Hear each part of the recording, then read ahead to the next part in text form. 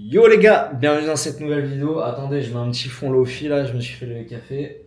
Pensez à vous abonner sur cette nouvelle chaîne YouTube. Et aujourd'hui, ouais, on va mettre ça. Ah, on va baisser le son. Je vous mets un petit fond là, un petit fond de chill.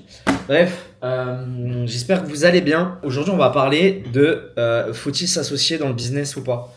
Donc déjà, pensez à vous abonner sur cette nouvelle chaîne YouTube. Et si vous ne me connaissez pas, Vincent Monzi, je suis le fondateur de Digichill et de TrendTrack. Je vous laisse regarder et place à la vidéo. Du coup, faut-il s'associer ou pas et comment Moi, j'aime bien le dicton de seul tirera plus vite, mais à deux, vous irez plus loin.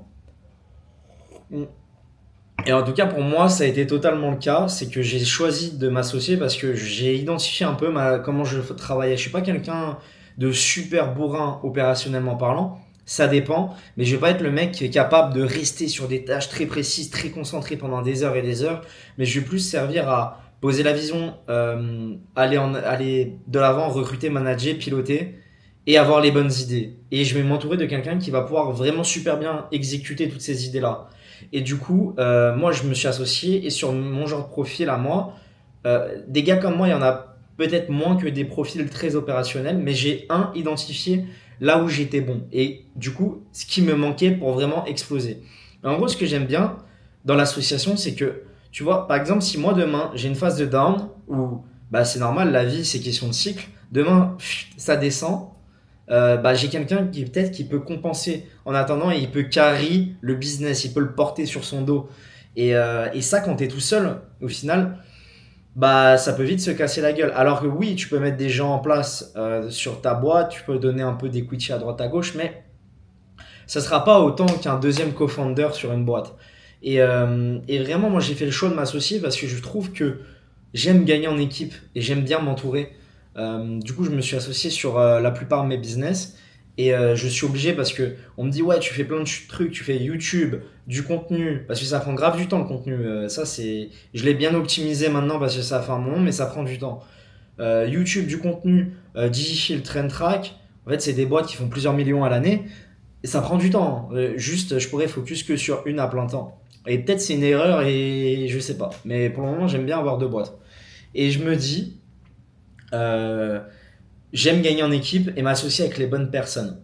Et tu vois, ce qui est bien, quand tu es associé, tu peux échanger avec des idées avec une personne en direct. Là où quand tu es seul, tu dois vraiment faire un réseau, échanger plus, prendre beaucoup plus de calls payants avec des gens, entrer en contact. Alors que quand tu es deux, bon, vous pouvez diluer les informations, les réunir, les rassembler et les faire exécuter par aussi d'autres personnes plus tard. Mais c'est important selon moi. Et comment je me suis associé? Bah tout simplement parce que j'ai vraiment bossé au début dans mon coin. Et l'association, elle s'est faite hyper naturellement. Ou par exemple, mon associé Hugo, lui, il bossait dans son coin, moi aussi, on avait quelques résultats ensemble. Et on avait un groupe de gens qui étaient entrepreneurs.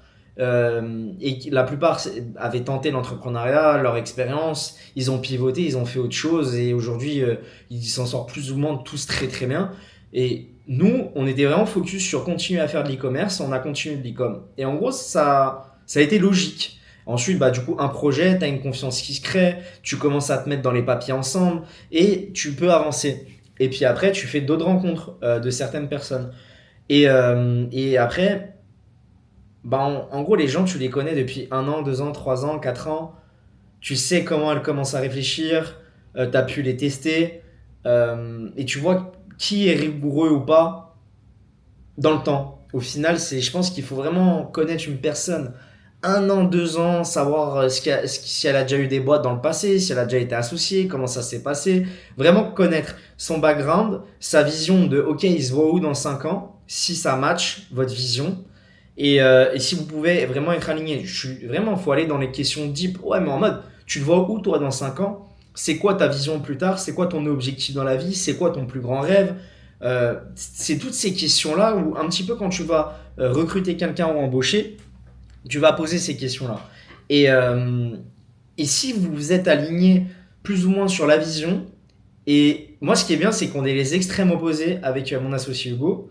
Thomas aussi, qui est associé avec nous, qui nous a rejoint plus tard sur Digital pour développer toute la partie USA, etc., qui lui vit en Californie, bah ça a été cool. Romain, mon associé aussi, mon CTO, qui a des parts du groupe TrendTrack, Bah, en fait, c'est top parce que ce gars-là, il était dans notre groupe de base. Et un jour, il m'a dit, ouais, je sais pas trop quoi faire, etc. Je lui dis, mec, si t'apprends à coder, j'en suis sûr, on va pouvoir faire des trucs.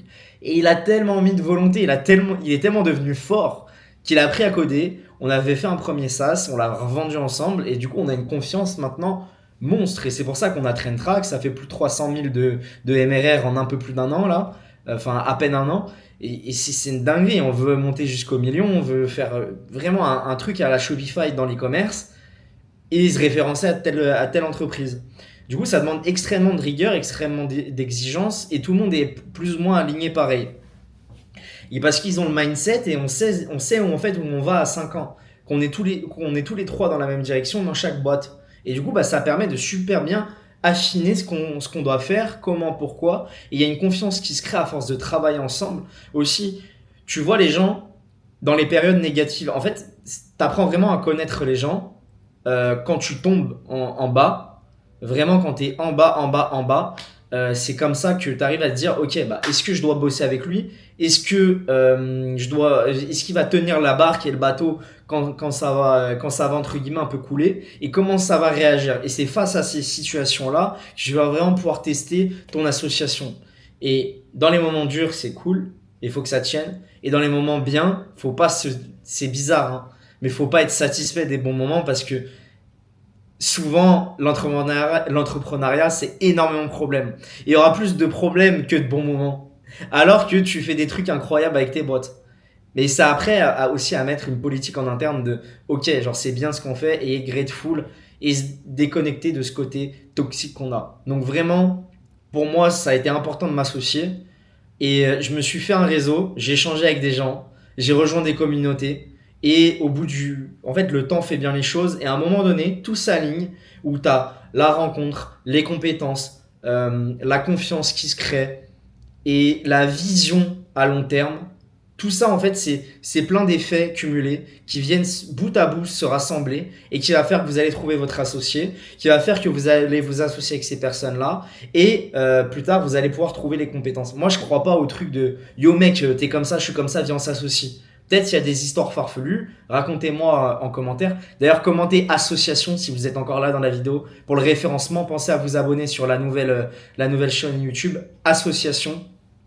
Dites-moi vos anecdotes avec donc vos associés, comment vous êtes rencontrés ou autres. Et tenez-moi au jus directement. Je me fais harceler pour un autre call.